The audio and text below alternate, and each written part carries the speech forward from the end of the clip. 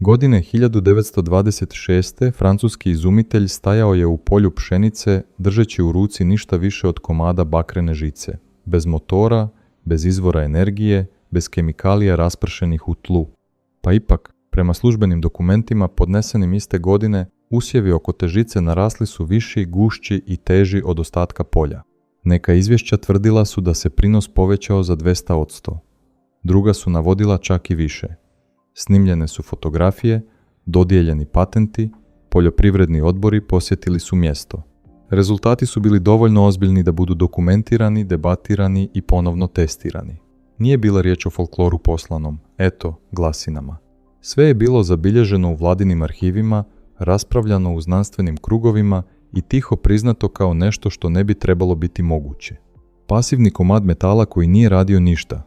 Nekako je utjecao na žive biljke. A onda, jednako naglo kako se pojavilo, istraživanje se zaustavilo. Izumitelj je nestao iz javne rasprave. Eksperimenti se više nisu ponavljali. Ideja je potpuno nestala iz udžbenika, sa sveučilišta, a moderna poljoprivreda je nije opovrgnula, nije je razmontirala, samo ju je napustila. Danas, gotovo stoljeće kasnije, većina poljoprivrednika nikada nije čula za nju, a većina znanstvenika o tome uopće ne uči, što otvara neugodno pitanje. Ako se činilo da jedna bakrena žica nekada utrostručuje prinose bez goriva, kemikalija ili strojeva, tko je zapravo rekao što biljkama treba za rast i tko je profitirao kada je ova ideja tiho nestala? Čovjek iza tih ranih eksperimenata nije bio mistik niti outsider u odnosu na stvarnost. Bio je obrazovan, metodičan i opsjednut na način na koji to znaju biti samo pravi eksperimentatori. Njegovo ime pojavljivalo se na patentima, njegov rad bio je zabilježen s datumima, mjerenjima i opažanjima s terena. Nije pokušavao preokrenuti poljoprivredu. Pokušavao je razumjeti zašto su se biljke ponašale tako kako jesu kada su bile postavljene u vrlo specifično okruženje. Radio je uglavnom sam. Ne zato što je odbacivao institucije, već zato što su institucije imale malo interesa za ideje koje se nisu uklapale u dominantni model tog vremena. Kemija je bila u usponu. Gnojiva su postajala industrijalizirana. Rast je, prema novoj doktrini, dolazio iz inputa koje si mogao proizvesti, flaširati i prodati. Otkriće koje se oslanjalo na nevidljive sile, već prisutne u prirodi, nije se uklapalo u tu viziju budućnosti. Godinama je ponavljao iste testove, na različitim tlima, na različitim usjevima, u različitim vremenskim uvjetima. Ponekad je učinak bio dramatičan, ponekad suptilan. Ponekad bi potpuno podbacio, zabilježio je sve, uspjehe i razočaranja jedno pored drugog. Ovaj detalj je važan jer pokazuje nešto bitno. Nije to bio čovjek koji je gonio čuda, bio je netko tko je strpljivo pokušavao izolirati princip koji se činio stvarnim, ali teškim za kontroliranje. Ono što ga je tjeralo dalje bio je obrazac koji nije mogao zanemariti.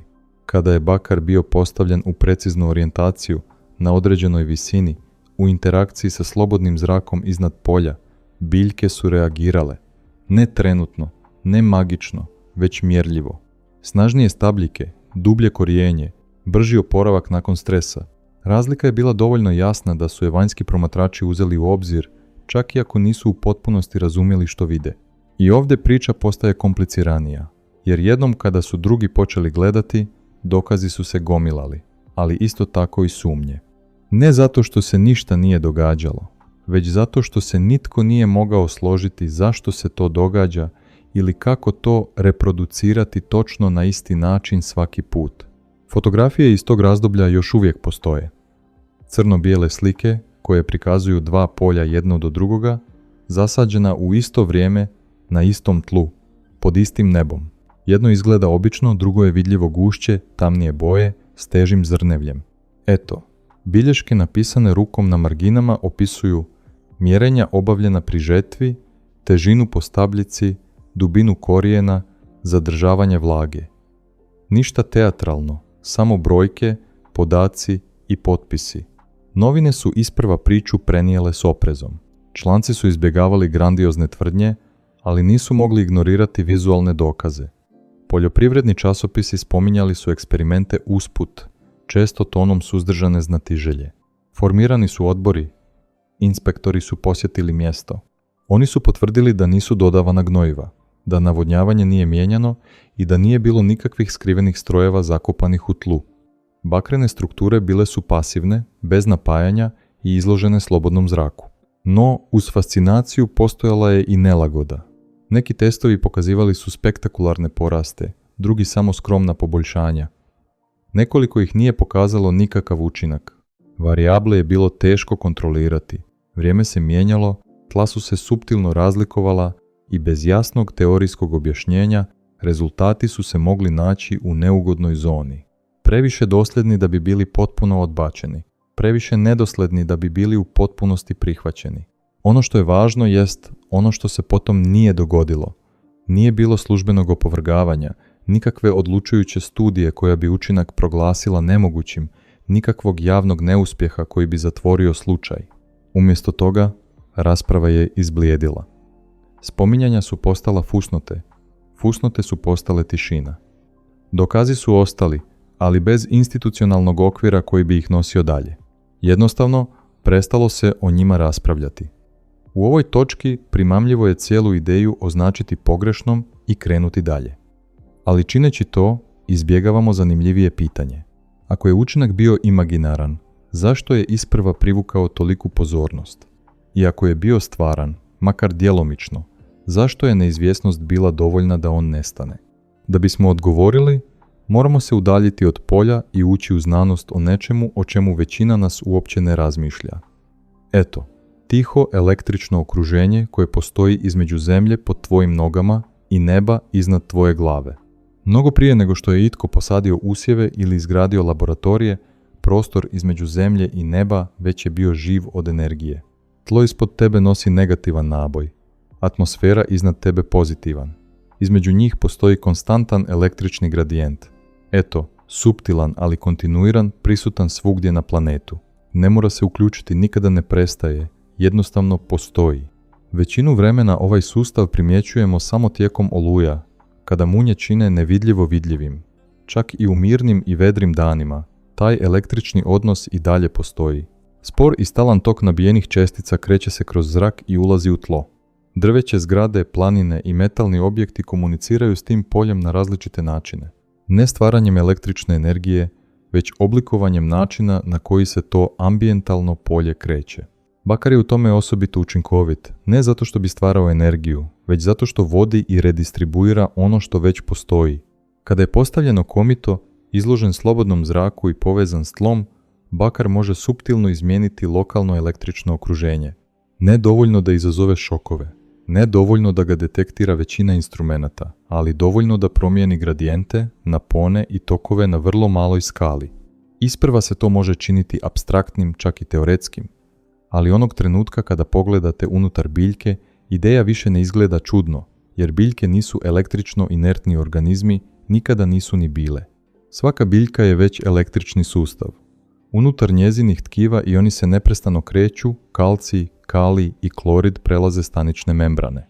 Električni signali putuju od vrhova korijena do listova kao odgovor na svjetlost, vodu, oštećenja i stres. Korijenje ne raste nasumično kroz tlo. Ono osjeća svoje okruženje koristeći kombinirane kemijske i električne znakove. Kada korijen naiđe na gradijent, on reagira. Kada se uvjeti promijene, prvo se mijenjaju unutarnji električni signali mnogo prije nego što uslijedi vidljivi rast. Ovo nije spekulativna biologija, to je dobro dokumentirana fiziologija biljaka.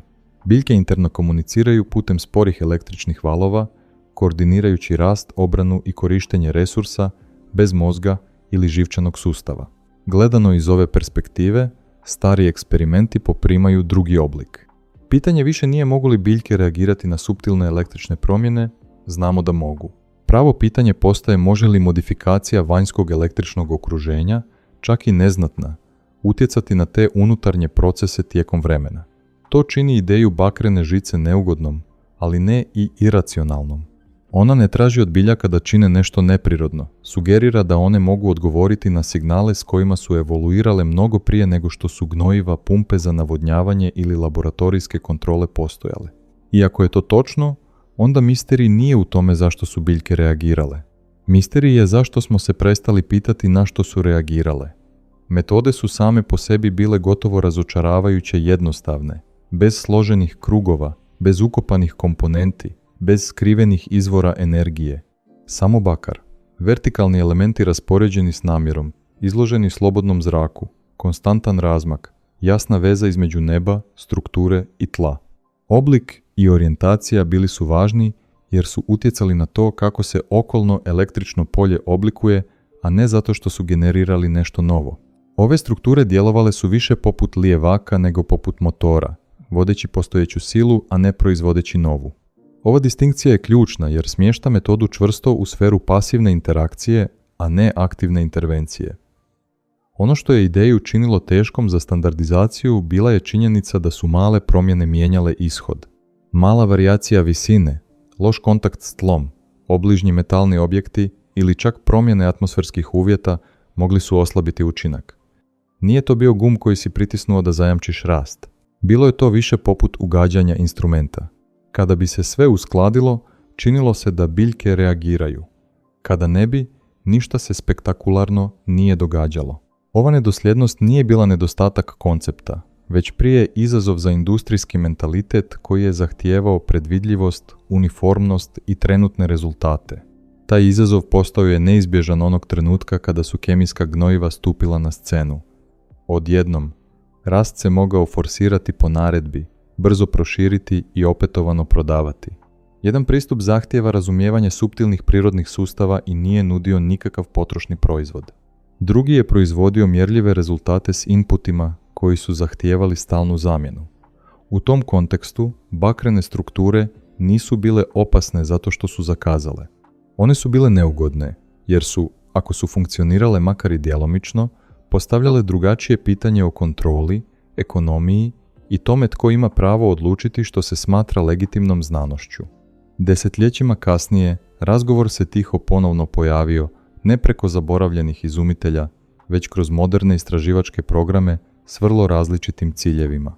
Opsežne poljoprivredne studije počele su istraživati kako ambijentalna električna polja utječu na razvoj biljaka.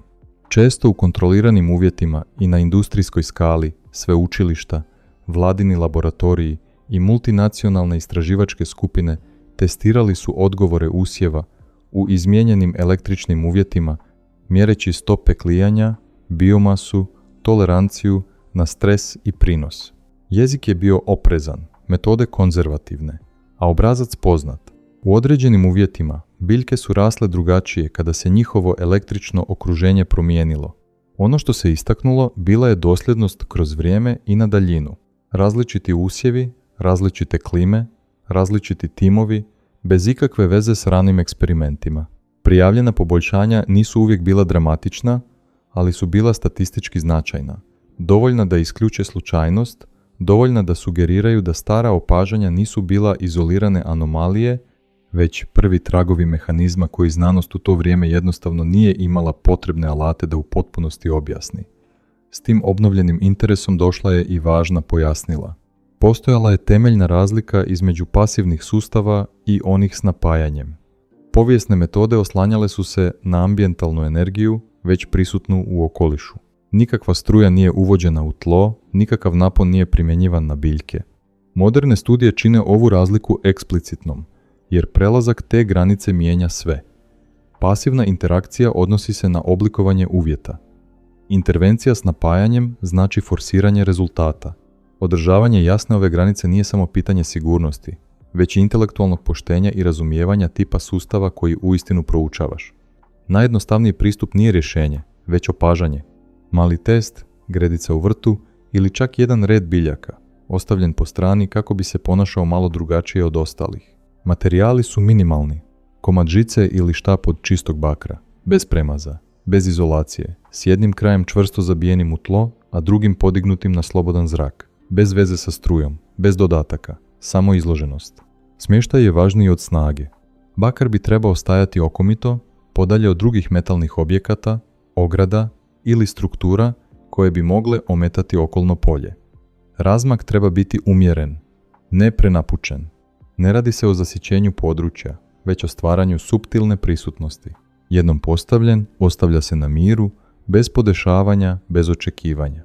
Biljke se tretiraju točno isto kao i ostatak vrta. Ista voda, isto tlo, ista njega. Biljke, ono što slijedi nije trenutno. Ne pojavljuje se nikakav vidljivi val ili dramatična promjena. Jedina indikacija je promatrati i bilježiti. Usporedi gustoću lišća, otpornost korijena pri berbi, oporavak nakon vrućine ili stresa. Neki ljudi izvještavaju o razlikama, drugi ne. Oba rezultata su važna. Vrijednost nije u dokazivanju vjerovanja, već u uočavanju obrazaca tijekom vremena. Jer onog trenutka kada prestaneš tražiti jamstva, počneš vidjeti što ti biljke same mogu reći. Kada napraviš dovoljno velik korak unatrag, ovo prestaje biti priča o bakru ili žicama ili čak usjevima. Postaje priča o načinu na koji cijeli sustavi odlučuju što je vrijedno znanja. Moderna poljoprivreda hrani milijarde, ali je izgrađena na uskom skupu pretpostavki. Da se rast mora forsirati, da se inputi moraju dodavati, da je kontrola pouzdanija od suradnje. Sve što se ne uklapa u taj okvir označava se kao neučinkovito, nemoguće za proširenje ili neznanstveno, čak i ako diskretno funkcionira na marginama. Neugodna mogućnost je da ništa od toga nikada nije bilo dramatično zabranjeno, bez tajnih zabrana, bez skrivenih vijeća, već samo postupno sužavanje pažnje. Istraživanja koja vode do proizvoda preživljavaju, istraživanja koja vode do razumijevanja često ne.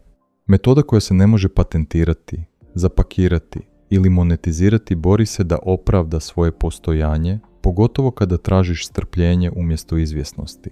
S vremenom tišina obavlja posao koji cenzura nikada ne treba obaviti, a same biljke se nikada nisu promijenile. One nastavljaju rasti u električki aktivnom svijetu, nastavljaju reagirati na gradijente, signale i sile koje jedva mjerimo, a kamoli razumijemo. Ideja da bi na rast trebalo utjecati nešto više od kemije nije radikalna. Ona je stara. Ono što je radikalno jest koliko smo je potpuno naučili ignorirati. Dakle, pitanje nije može li bakrena žica utrostručiti prinos. To pitanje je postavljeno na pogrešnoj razini. Pravo pitanje je ovo. Ako priroda nudi suptilne mehanizme, teške za standardizaciju i nemoguće za posjedovanje, imamo li strpljenja ipak ih proučavati? Ili prihvaćamo samo istine koje se savršeno uklapaju u sustave kontrole? Jer ako je nešto tako jednostavno jednom bilo stavljeno na stranu, vrijedi se zapitati koliko još tihih mogućnosti i dalje stoji na polju čekajući da budu primijećene.